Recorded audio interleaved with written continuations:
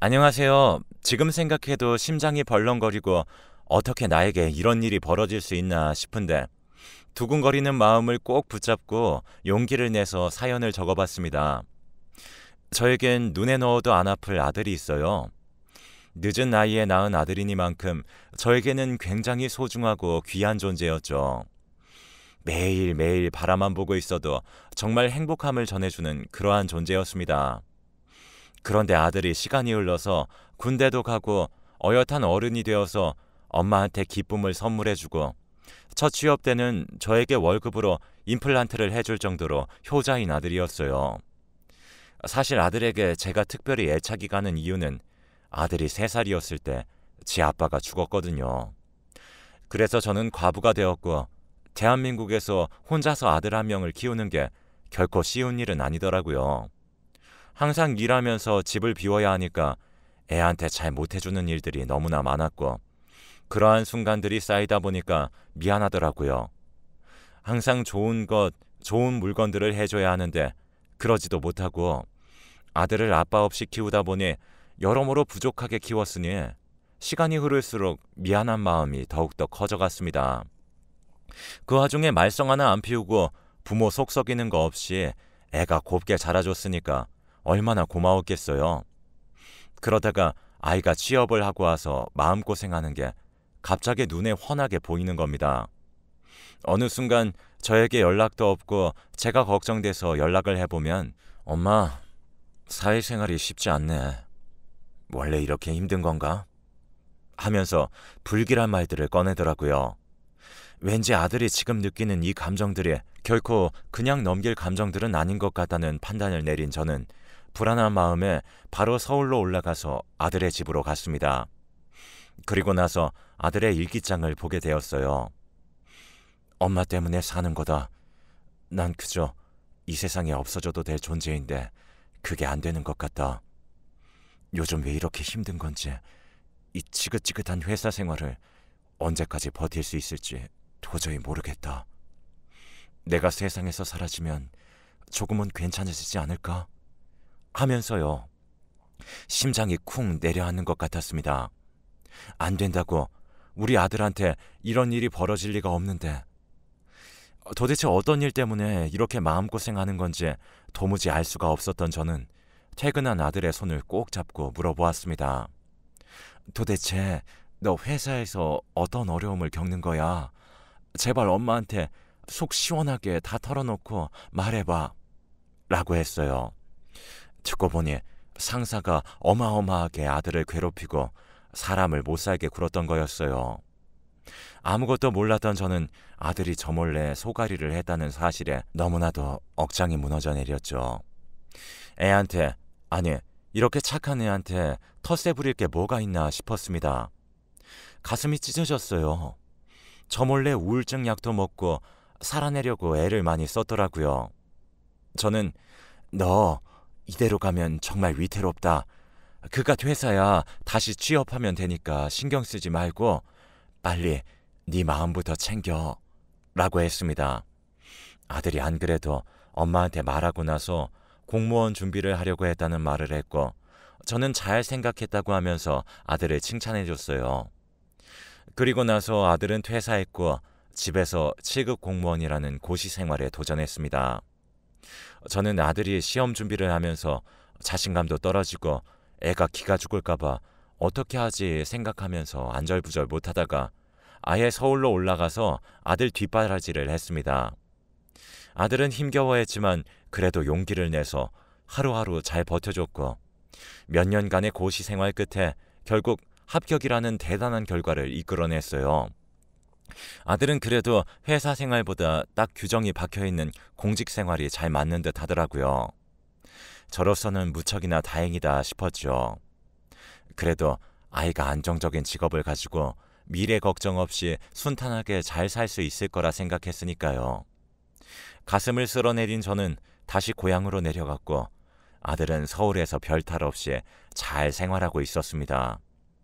그러다가 거기에 고졸특채로 들어온 한 여자아이와 교제를 하게 되었나 봐요. 1년 후에 갑자기 저에게 결혼을 하고 싶다는 여자가 생겼다고 하는 겁니다. 저는 갑자기 뜬금없는 이야기라서 무슨 소리냐고, 왜 갑자기 결혼이냐고 물으면서 이야기를 자세히 들어보니까 일을 하다가 만난 신입 공무원에게 마음이 생겼고, 마침 그 공무원도 자기에게 감정이 있어서 잘해보다가 서로 결혼 이야기가 나왔다고 하더라고요. 저는 여자애가 너무 어린 것 아니냐고 하면서 내심 걱정을 비췄지만, 아들은 아니라고, 우리는 이미 이야기 끝난 상황이고 나보다 여자 쪽에서 먼저 더 결혼을 원한다고 해서 고민 끝에 이렇게 엄마한테 말한다고 하더라고요. 뭐 저야 아들이 빨리 결혼해서 자리 잡기를 원했기 때문에 알겠다고 아들에게 말했습니다. 며느리를 처음 본 순간 저는 좀 놀랐어요. 생각한 것보다 인상이 많이 안 좋았습니다. 어른들이 보기에 날티가 많이 나는 애들이 있잖아요. 속으로 이런 애가 어떻게 공무원이 된 건지 그거 참 신기한 노릇이다 싶었습니다. 참 아닌 것 같은데 그럼에도 불구하고 제가 뭐 어떻게 티를 낼 수는 없으니까 그저 꾹 참고 아들이 좋다는 여자니까 응원을 할 수밖에 없었죠. 그것도 그렇고 아들이 결혼 준비하면서 정말 많이 행복해하는 게 눈에 보이고 드디어 자기도 가정을 이룬다는 소망의 결실에 몸둘 바를 모르게 세상에 감사하는 게 많이 느껴졌어요. 저는 속으로 그래, 내가 애 아빠도 없이 애를 키웠고 키우면서 잘해준 것도 없는데 결혼하는데 이래라 저래라 다른 여자 만나라 하면서 훈수될 자격도 없지. 이렇게 한다면 나는 참 못된 부모인 거야 하면서 아들을 딱 믿어주자 싶었습니다. 그렇게 굳은 결심을 한 저는 아들을 보면서 이런 게 신혼이구나, 이렇게 행복할 수가 있구나를 느꼈습니다. 며느리도 제가 생각한 것보다 오히려 결혼하고 나서 더 싹싹하게 굴고 참 착해 보였어요. 그런데 그렇게 행복할 줄만 알았던 아들의 결혼에 말 못할 끔찍한 사건이 생기고야 말았어요. 지금 생각해도 손이 벌벌 떨리고 믿을 수 없는 일입니다. 제가 서울에 올라갔다가 인사동 쪽에 친구를 만나러 갔는데 거기에 며느리로 보이는 여자아이가 한 남자와 팔짱을 끼고 걷는 거였어요. 저는 제가 잘못 본 줄 알고 며느리를 닮은 아이인가 하면서 긴가민가 했는데 옆에 친구가 저거 너네 며느리 아니야? 하는 순간 나만 그렇게 생각한 게 아니구나 하면서 머리가 어지러웠죠. 저는 막 결혼한 지 얼마 되지도 않았는데 며느리가 바람을 피우는 건가 해서 오만 생각이 다 들었지만 친구와 함께 있는 상황에서 며느리한테 달려가서 너 지금 뭐 하고 있는 거야? 라고 할 수도 없는 노릇이었고, 정확히 말하자면 그 여자가 며느리인지도 불명확한 상황이었기 때문에 그저 그냥 그렇게 상황을 무마하고 넘겼어요. 내 며느리가 아닐 거야 하면서 자기 합리화를 한 거죠. 하여튼 그렇게 불안한 나날들이 흘러가고 있을 때 갑자기 아들이 전화가 와서는 엄마, 아무래도 아내가 바람을 피는 것 같아. 못 보던 핸드폰이 발견되는데 그 폰으로 아내가 다른 남자랑 연락을 하는 것 같더라고. 아내 말로는 뭐 업무차 받는 거라고 하는데 아무리 생각해도 아내가 그런 연락을 받을 리가 없잖아. 요즘 혼란스럽네. 이혼 준비를 해야 하는 건지 하면서 말끝을 흐렸는데 심장이 쿵 떨어지는 것만 같았습니다. 그럼 그때 내가 인사동에서 본 아이가 며느리가 맞는 거고 그때 옆에 있었던 남자가 상간남인 거네. 저는 참을 수 없는 분노가 치밀어 올랐어요. 어떻게 하냐고? 어떻게 하고 싶은데? 엄마가 서울로 올라갈까? 어떻게 할까? 말했지만 아들은 일단 상황이 진정되고 어느 정도 꼬인 씨를 푼 다음에 자기가 다시 연락하겠다고, 그 전까지는 아내한테 티내지 말라고 하더라고요. 저는 그저 제가 중간에 끼어들면 상황이 더 악화될까봐 알겠다고 하면서 기다리는 수밖에 없었죠. 알겠다고 하면서 안심을 시키고 저는 힘들었지만 입을 꼭 다물고 있었습니다. 그렇게 시간이 얼마나 흘렀을까요? 갑자기 새벽에 누군가에게서 연락이 온 겁니다. 저는 뭐야 이 시간에? 하면서 전화를 받았고 그 전화는 형사에게서 온 거였어요. 알고 보니 아들이 교통사고를 당했는데 시신을 찾지 못했다는 겁니다. 아니 이게 뭔 소리냐고 말이 되게 좀 말을 좀 찬찬히 해보라고 했어요. 사건은 이러했습니다. 아들이 충남까지 택시를 타고 내려왔대요. 충남이 제가 있는 곳이거든요. 중간에 여기서부터 걸어가겠다고 하며 택시에서 내린 아들은 그렇게 알 수 없는 비포장 도로로 걸어가고 있는 도중에 건너편에서 달려오던 차에 치이고야 만 겁니다. 어두컴컴해서 길도 잘 안 보이는 상황에서 한순간에 사고를 당한 아들은 몸이 붕 떠서 날아간 거였고요. 사람을 친 그 가해자는 분명히 자기가 사람을 쳤는데 사람이 보이지가 않는다고 하면서 경찰에 신고를 한 거였어요. 오른쪽 길에 농수를 뽑아내는 깊이가 깊은 하천이 있었고 왼쪽이 논밭이었죠. 경찰은 아무래도 하천으로 시신이 튕겨나간 것 같은데 워낙 밤이라서 제대로 수색이 안 되었어요. 새벽이 될 때까지 기다리다가 수사를 시작했는데 보이지가 않습니다.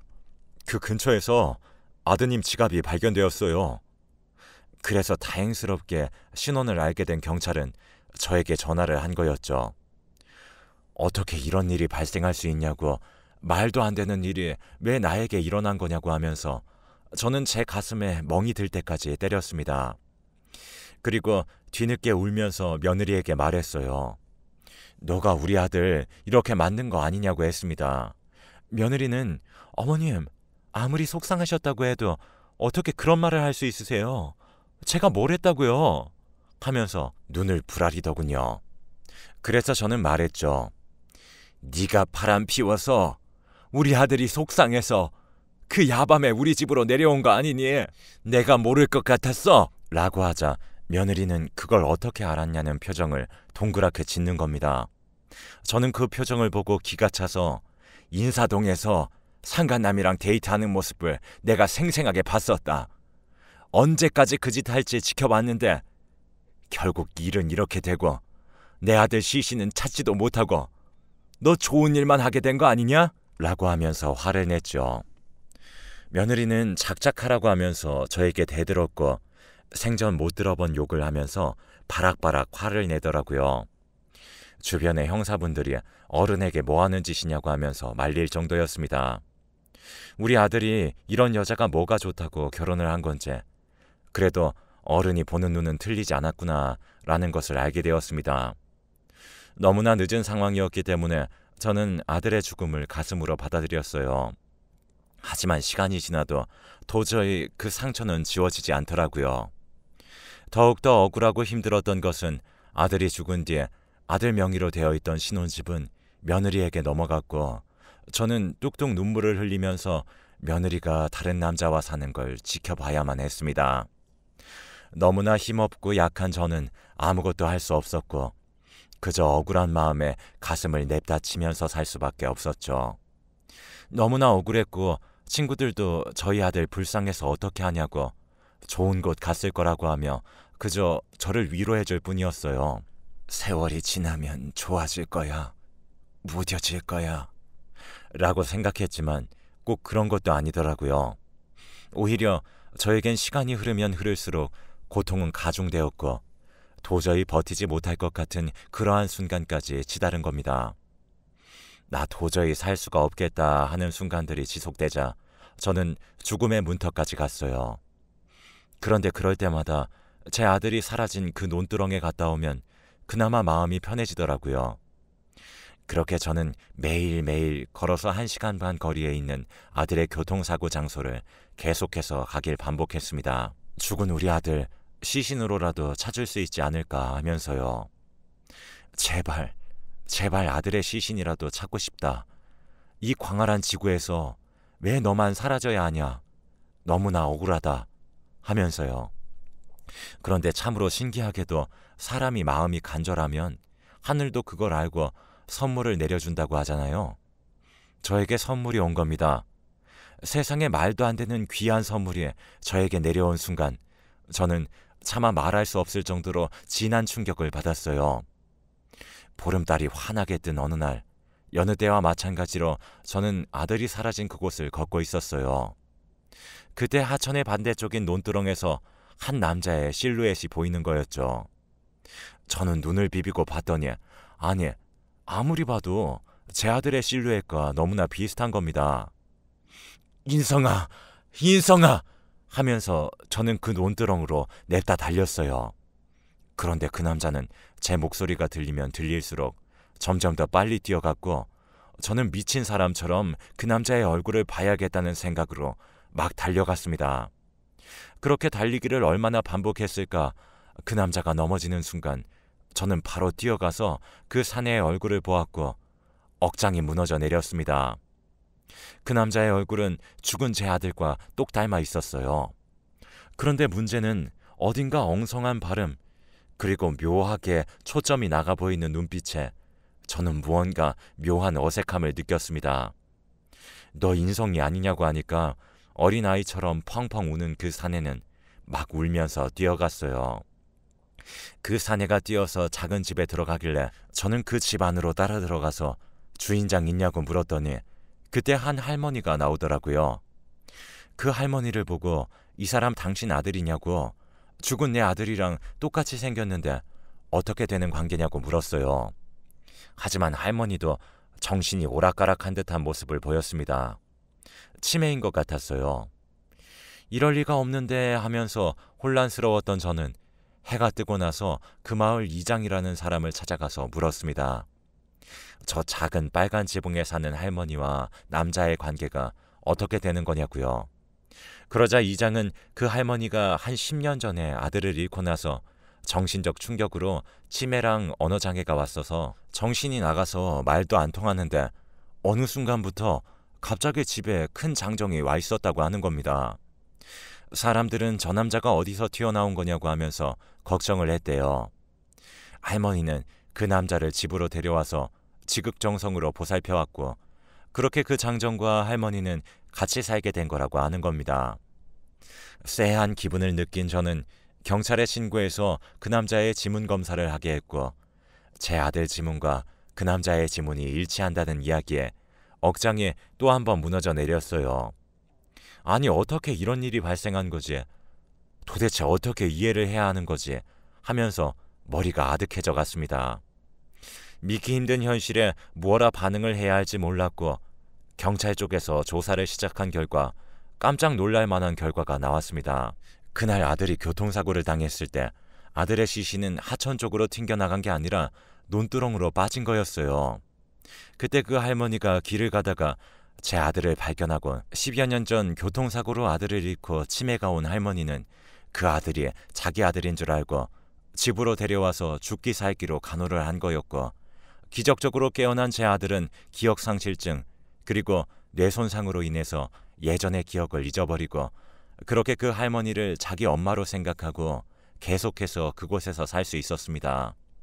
저는 그것도 모르고 정말로 아들이 하천으로 내려가서 시신을 잃어버린 줄 알고 얼마나 가슴 쓰린 하루를 보냈는지 몰라요. 하루하루가 지날 때마다 저는 정말로 너무나 힘들었기 때문에 가슴을 손으로 내리쳐왔으니까요. 바로 아들은 서울종합병원으로 이송돼서 다친 뇌에 대한 치료를 시작했고, 골절이 있는 부분에 대해서 다시 진료를 했어요. 언어치료사 그리고 인지장애 전문가와 본격적으로 집중적인 치료를 받자 아들의 뇌는 서서히 다시 제 기능을 찾기 시작했고, 예전의 기억들이 하나둘씩 떠오르면서 사건은 다시 원점으로 돌아갔습니다. 죽은 줄 알았던 사람이 다시 돌아오니까 경찰들도 종결된 수사를 다시 시작할 수밖에 없었습니다. 그리고 그 과정에서 제가 생각하지도 못한 진실이 수면으로 드러난 거였어요. 너무나 무섭고 아직도 생각하면 소름이 끼치는 일이었는데, 아들을 친 그 가해자 놈은 지금 며느리가 만나고 있는 남자라고 하는 겁니다. 저는 아들이 죽은 후에 며느리와 왕래를 전혀 안 하고 남보다 더 못한 사이로 지냈기 때문에 아예 신경을 끊고 살았는데, 아들을 죽일 뻔한 그 남자가 며느리가 만나고 있는 남자라는 이야기를 듣는 순간 이 교통사고가 단순한 사고가 아닐 수도 있다는 생각에 끊임없이 들게 되는 거였습니다. 이게 어떻게 된 거지? 무슨 일이지? 하면서 오만 생각이 다 들었어요. 불안함이 끊임없이 제 머릿속을 강타하기 시작했고요. 경찰들도 이 부분에 대해서 자세하게 조사해보겠다고, 시간이 걸리더라도 꼭 마무리 짓겠다고 저에게 약속을 했죠. 그렇게 경찰 조사를 기다린 결과 제 아들의 교통사고는 단순한 사고가 아니라는 것을 깨닫게 되었습니다. 아들과 이혼하고 그 집을 자기가 가지고 싶어 했던 며느리는 자기 상간남을 통해서 지금 내 남편이 충남 쪽으로 가고 있으니까 너가 사고를 내고 그러면 신혼집은 내 것이 되는 거고 거기서 우리 함께 살자고 하는 은밀한 제안을 한 거였습니다. 미친 듯한 어이없음이 올라오는 저는 이게 도대체 무슨 짓이냐고 하면서 불같이 그들에게 화를 냈어요. 해도 이건 아니었습니다.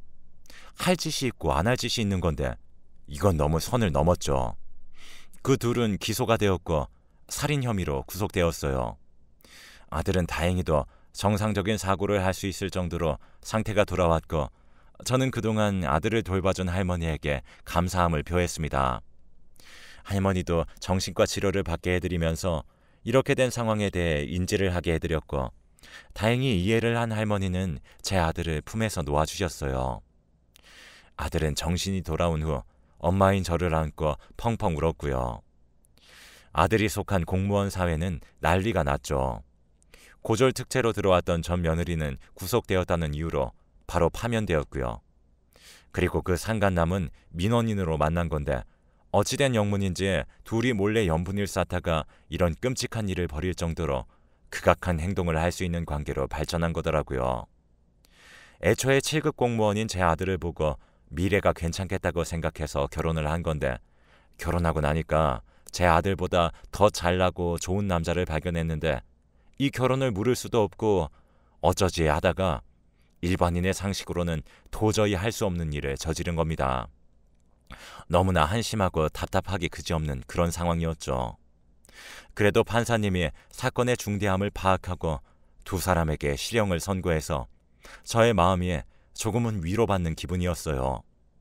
만약에 제가 아들 때문에 기다리지 않고 매일 집에서 가만히 있었다면 이런 기적이 일어날 수 있었을까요?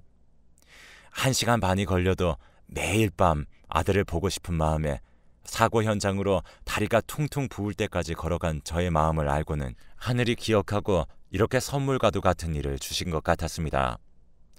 죽은 줄 알았던 사람이 돌아왔을 때 정말 인생을 한 번 더 다시 살게 되는 기분을 느낄 수 있었던 것 같아요. 저는 지금 그 누구보다 행복하고 감사한 하루를 보내고 있습니다. 지금 제 아들은 처음에 정신적으로 너무나 힘들어서 정신과 진료를 계속 받다가 이제야 재판이 끝나고 나서 조금 마음의 안정이 찾아왔네요. 지금은 작은 일을 하면서 살고 있습니다. 워낙에 글씨를 잘 쓰고 예전부터 서예에 관심이 있었던 아들은 작은 서예 학원에서 강사로 활동하고 있습니다. 특이하죠? 죽었다 살아난 새 인생인데 공무원을 다시 하고 싶지 않고 지금은 그렇게 내가 잘할 수 있는 일, 그리고 일을 할 때 마음 편한 걸 하면서 살고 싶다고 하네요. 저는 아들이 온전한 정신으로 살아왔다는 사실 자체로 그저 감사하고 또 감사합니다. 그것만큼 기특하고 정말 대단한 일이 없는 것 같아요. 저도 이제 충남에서 서울로 완전히 올라왔고 아들을 보살피면서 남은 여생을 살려고 합니다. 죽을 것 같은 고통에서 벗어나고 지금 마음의 여유를 가질 수 있게 된 제 자신이 너무나 감사합니다. 그리고 그 범인 2명은 제발 감옥에서 평생 썩고, 아니 출소해서라도 평생 지옥 구덩이에서 살았으면 좋겠네요. 돈에 눈이 멀어서, 그리고 사랑에 눈이 멀어 삐뚤어진 짓을 한 그 둘을 저는 죽어서도 용서하지 못할 것 같습니다. 억장이 무너지고 힘들지만 그럼에도 불구하고 아들을 위해서 저는 한 걸음씩 더더욱 열심히 앞으로 나아가면서 살아가려고 합니다. 여러분들 항상 건강 조심하시고 주변에 이상한 사람들 두지 마세요. 제 아들처럼 평생 착하게만 살아왔어도 표적이 되어서 끔찍한 일을 겪을 수도 있는 게 사람 일인 것 같네요. 어찌 보면 지루할 수 있는 저의 이야기에 끝까지 이렇게 들어주셔서 정말로 감사합니다. 여러분들 항상 행복하시기를 제가 희망하겠습니다.